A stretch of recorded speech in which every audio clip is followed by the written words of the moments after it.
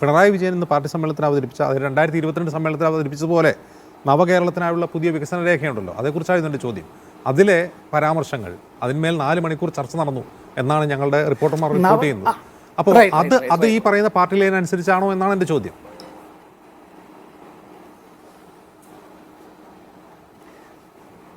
കേരളത്തിലെ മുഖ്യമന്ത്രി എന്ന നിലയിൽ പാർട്ടിയുടെ പോളിറ്റ് ബ്യൂറോ അംഗമായിട്ടുള്ള സഖാവ് പിണറായി വിജയൻ അത്തരത്തിലൊരു രേഖ അവതരിപ്പിച്ചത് പാർട്ടി ചുമതലപ്പെടുത്തിയതിനെ തുടർന്നാണല്ലോ. അല്ലാതെ പാർട്ടി സമ്മേളനത്തിൽ അങ്ങനെ ഏതെങ്കിലും ഒരു നേതാവിന്, ഒരു ഡെലിഗേറ്റിന് അവരുടെ ഇഷ്ടാനുസരണമുള്ള രേഖകൾ അവതരിപ്പിക്കലില്ല.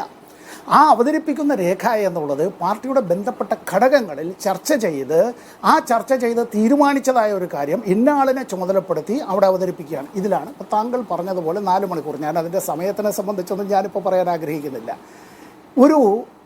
ഇതേപോലെ തന്നെ ഒരു 6 വർഷത്തിന് മുമ്പ് താങ്കൾ സൂചിപ്പിച്ചതുപോലെ തന്നെ ഇത്തരത്തിൽ ഒരു രേഖ പാർട്ടി തയ്യാറാക്കുകയും CPIM നേതൃത്വത്തിലുള്ള LDF ഗവൺമെൻറ്, 1ാം പിണറായി സർക്കാർ അധികാരത്തിൽ വന്നതിന് ശേഷമാണ്. അന്ന് സഖാവ് കോടിയേരി ബാലകൃഷ്ണനാണ് പാർട്ടിയുടെ സംസ്ഥാന സെക്രട്ടറി. ഞാൻ ആ ചർച്ചയിൽ പങ്കെടുത്ത ആളാണ്. അന്ന് സഖാവ് പിണറായി അവതരിപ്പിച്ചതായിട്ടുള്ള ആ രേഖയുമായി ബന്ധപ്പെട്ട് ചില കൂട്ടിച്ചേർക്കലുകൾ ഞങ്ങളുടെ തിരുവനന്തപുരം ജില്ലാ പ്രതിനിധി സംഘം ഉൾപ്പെടെയുള്ള പല പ്രതിനിധികളടക്കം നിർദ്ദേശങ്ങൾ അത്തരത്തിൽ നൽകിയതും ഞാൻ ഉൾപ്പെടെ ആ ചർച്ചയിൽ പങ്കെടുത്തതുമാണ്. ചില കാര്യങ്ങൾ അംഗീകരിക്കപ്പെട്ടതുമാണ്. ഇവിടെ പാർട്ടിയുടെ രാഷ്ട്രീയ ലൈൻ അനുസരിച്ച് കേരളത്തിൻ്റെ വികസനം എന്നുള്ളത് നടക്കുക തന്നെ വേണം. നമ്മൾ ഈ ചർച്ച നടക്കുന്ന വേളയിൽ ബഹുമാനപ്പെട്ട മുഖ്യമന്ത്രി അവിടെ കൊല്ലത്ത് പ്രസംഗിച്ചുകൊണ്ടിരിക്കുകയാണ്. അദ്ദേഹത്തിൻ്റെ പ്രസംഗത്തിൽ നിന്ന് മീഡിയ മണിൽ നിന്ന് ഞാൻ അതിൻ്റെ പെട്ടെന്ന് ഇങ്ങനെ കേട്ടു വന്നിരിക്കും. നമുക്ക് വിഭവശേഷിയുണ്ട്, ആ വിഭവശേഷി പ്രയോജനപ്പെടുത്താനായി കഴിയണം എന്നുള്ളത് പാർട്ടിയുടെ സംസ്ഥാന സെക്രട്ടറിയായി വീണ്ടും തിരഞ്ഞെടുക്കപ്പെട്ട എം വി ഗോവിന്ദ മാഷ് പറഞ്ഞൊരു കാര്യമുണ്ട്. നമ്മൾ ഒരു മിത സമർത്ഥ സമൂഹം, മോഡറേറ്റ്ലി പ്രോഗ്രസ്ഡ് സൊസൈറ്റി മുഖ്യമന്ത്രി പ്രസംഗിച്ചുകൊണ്ടിരിക്കുന്ന കാര്യങ്ങളോടുള്ള വിയോജിപ്പല്ല ഞാൻ ഇവിടെ സൂചിപ്പിച്ചത്. അദ്ദേഹം പ്രസംഗിക്കുന്ന കാര്യം, അല്ലെങ്കിൽ രേഖ അവതരിപ്പിക്കാനുള്ള അദ്ദേഹത്തിൻ്റെ അവകാശമോ അധികാരമോ ഒന്നും അല്ല ഞാൻ ചോദിച്ചത്. നഷ്ടത്തിലായ പൊതുമേഖലാ സ്ഥാപനങ്ങളിൽ PPP അടിസ്ഥാനത്തിൽ സ്വകാര്യ നിക്ഷേപം സ്വീകരിക്കണം എന്നാണ് പിണറായി വിജയൻ അവതരിപ്പിച്ച രേഖ പറയുന്നത്. മുമ്പ് അങ്ങ് പറഞ്ഞു 2022 അദ്ദേഹം അവതരിപ്പിച്ച രേഖ പാർട്ടി തയ്യാറാക്കി പിണറായി അവതരിപ്പിച്ചതാണ്, നിങ്ങൾ ചർച്ച ചെയ്താണെന്ന് പറഞ്ഞു. അങ്ങനെയാണെങ്കിൽ ഇതും അങ്ങനെ തന്നെ ആയിരിക്കുമല്ലോ. ഇത് അങ്ങനെയാണെങ്കിൽ ഇത് പാർട്ടി കേന്ദ്ര കമ്മിറ്റി കാലാകാലങ്ങളിൽ സ്വീകരിച്ചിട്ടുള്ള നിലപാടിൽ നിന്നൊരു U-ടേൺ ആണ്. ഈ നിലപാടിനെതിരെ 2019 പോലും അങ്ങ് MP ആയിരിക്കുന്ന സമയത്താണ് തോന്നുന്നു എളമരം കരീമിൻ്റെ നേതൃത്വത്തിൽ പാർലമെൻറ്റിന് മുമ്പിൽ നിങ്ങൾ പ്രതിഷേധിച്ചിട്ടുണ്ട് പൊതുമേഖലാ സ്ഥാപനങ്ങളിലെ സ്വകാര്യ നിക്ഷേപത്തിനെതിരെ.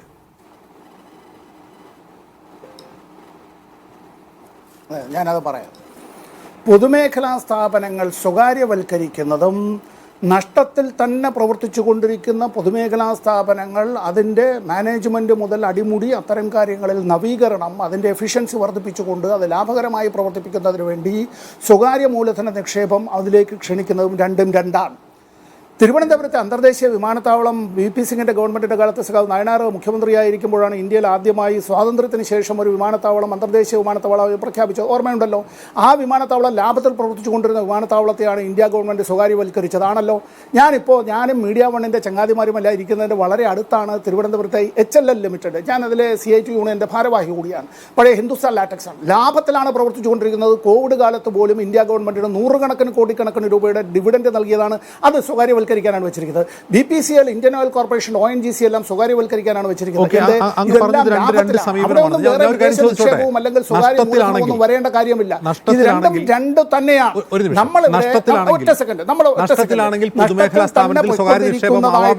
സ്ഥാപനത്തിനെ നയമാറ്റമാണ്. ഇതാണ് എന്റെ ചോദ്യം. നഷ്ടത്തിലാണെങ്കിൽ ഒരു പൊതുമേഖലാ സ്ഥാപനത്തിലേക്ക് സ്വകാര്യ നിക്ഷേപം ക്ഷണിക്കാം എന്നുള്ളത് CPM നിലപാടാണോ?